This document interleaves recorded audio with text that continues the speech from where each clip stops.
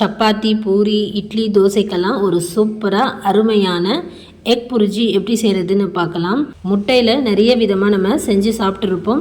இந்த மாதிரி எக் புரிஜி ஒரு முறை ட்ரை பண்ணி பாருங்கள். வீடியோக்குள்ளே போகிறதுக்கு முன்னாடி நம்ம சேனலை நீங்கள் ஃபஸ்ட் டைம் பார்க்குறீங்கன்னா கோமதி ஃபுட் சேனலை சப்ஸ்கிரைப் பண்ணி பெல் சிம்மில் ப்ரெஸ் பண்ணிக்கோங்க. வாங்க வீடியோக்குள்ளே போகலாம். இந்த எக் புரிஜி பண்ணுறதுக்கு ஃபஸ்ட்டு நல்ல ஒரு அடிகனமான பாத்திரம் எடுத்துக்கோங்க. நான் நல்ல ஒரு இரும்பு பாத்திரம் எடுத்துருக்கேன். இதில் ஒரு 2 ஸ்பூன் அளவுக்கு எண்ணெய் சேர்த்துட்டு ஒரு 4 முட்டை சேர்த்துருக்கேன். இது கூட முட்டைக்கு தேவையான அளவுக்கு உப்பு சேர்த்துட்டு நல்லா கலந்து விட்டுக்கோங்க. முட்டை நல்லா உதிரியாக பொடி மாஸ் மாதிரி ஆகும். அந்த ஸ்டேஜ் வர வரைக்கும் நம்ம முட்டையை நல்லா கலந்து விட்டுக்கலாம்.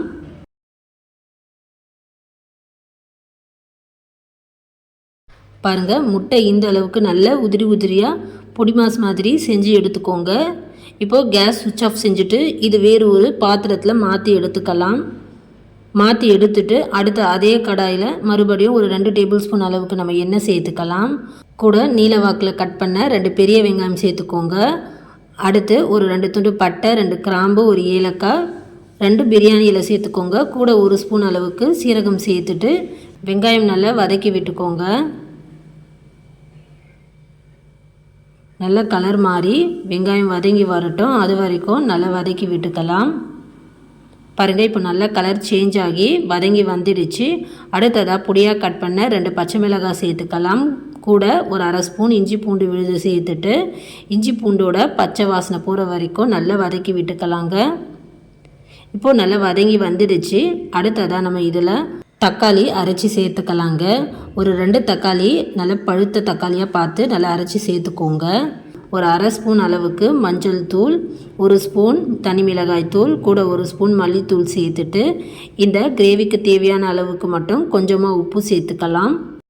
ஆல்ரெடி நம்ம முட்டையில் உப்பு சேர்த்துருக்கோங்க, அதனால் நம்ம கிரேவிக்கு மட்டும் உப்பு சேர்த்துக்கலாம். இப்போ நம்ம அரைச்ச தக்காளி விடுது இந்த மசாலா எல்லாம் பச்சை வாசனை போகிற வரைக்கும் நல்லா வதக்கி விடுங்க. நல்லா வதங்கி எண்ணெய் விட்டு பிரிஞ்சு வரும் பாருங்கள். இந்த அளவுக்கு நல்லா வதக்கி விட்டதும் இப்போது இந்த கிரேவியில் கொஞ்சமாக நம்ம தண்ணி சேர்த்துக்கலாம். 1 கிளாஸ் அளவுக்கு தண்ணி சேர்த்துருக்கங்க.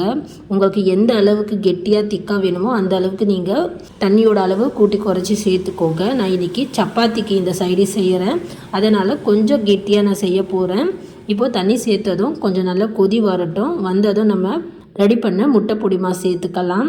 சேர்த்துட்டு நல்லா கலந்துக்கலாங்க.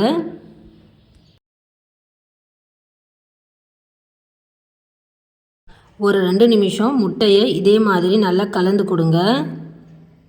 கிரேவியோடு சேர்ந்து முட்டை கொஞ்சம் நல்லா கலந்து விட்டதும் இதை மூடி போட்டு மறுபடியும் ஒரு 2லேருந்து 3 நிமிஷம் வரைக்கும் இதை மீடியம் ஃப்ளேமில் வேக வச்சு எடுத்துக்கோங்க.